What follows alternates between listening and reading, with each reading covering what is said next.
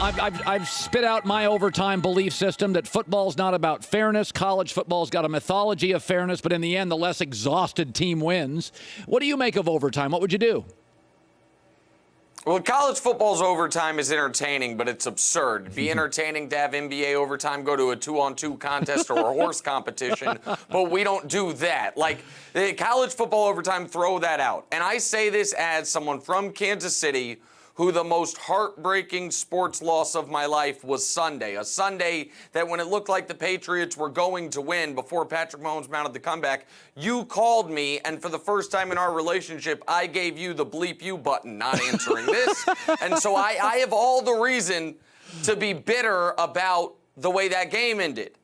But overtime, the goal of sports is to win in regulation. If it goes to overtime, you have failed your goal. Fairness goes out the window. There was nothing unfair about the way that game ended for Kansas City. And by the way, they had a 3rd and 10 to force a punt, and where then a field goal would win it for them. Then another 3rd and 10 to force a punt. Once again, where a field goal would win it for them. Then a 3rd and 10 to force a field goal where a touchdown would win it for them. They had 3 opportunities to get off the field, and they simply couldn't do it. I have no issue with the NFL overtime whatsoever. The numbers that you don't have, that you were alluding to earlier, are this: the same percentage of teams that win home versus road in regulation win home versus road in overtime under the new format. I do like that they eliminated that a field goal could win it on the very first possession. Yeah. Now that they've tweaked that, they don't need to tweak anything else. By the way, you know, the D Ford play didn't get nearly the discussion. It wasn't the talking point of the pass interference call. But the D Ford play got people fired. And Patrick Mahomes could very well be Dan Marino. I don't think it will happen, but Marino in his second year was MVP, set records, and never got back. There are clear obstacles in the AFC, and frankly, in his own division with the Chargers. The impact of D Ford, to me, is the most under-talked, discussed play of the weekend. You're from Kansas City. What do you make of it? Yeah, I mean, it's the most tragic sports moment of my life. I mean, your golden god, Tom Brady, throws his 3rd awful interception of the game. Up to that point, Brady had been the weak link in the game for the Patriots. D Ford lines up 6 inches off sides, and then Brady does his Michael Myers act, which is, oh, you didn't actually kill me? Now I'll kill you. From that moment forward, he completed 5 passes. They were all for first downs. 4 of those 5 were on 3rd down. 3 of those 5 were 3rd and 10s. He was perfect from that moment forward. But of course, listen, narratives all change based on that moment right there. Whether it's Andy Reid's legacy, Bob Sutton's job, Patrick Mahomes would have been 1 game away from completing the single greatest quarterbacking season ever, full stop. Not for a young quarterback, first year for any quarterback ever, but instead that happened, and so just add it to the list of Chiefs heartbreak, but I'm glad you're giggling about it as I want to come through the screen at you right now. Well, you're just a very talented, funny guy. All right, we got 2 approaches. The Rams went trades, divas, free agency, high risk. The Patriots are system, mostly players take pay cuts or they're gone. There are 2 approaches. I mean, it's really old guard, new guard. What do you make of that? Going forward, which one wins? Your takeaway on really the dichotomy of the way both these were built. Well, knowing what you know about me, which one do you think I like? The Stars. I love that what the Rams have done is working. I love it. I've always believed locker room chemistry is overrated. Give me talent.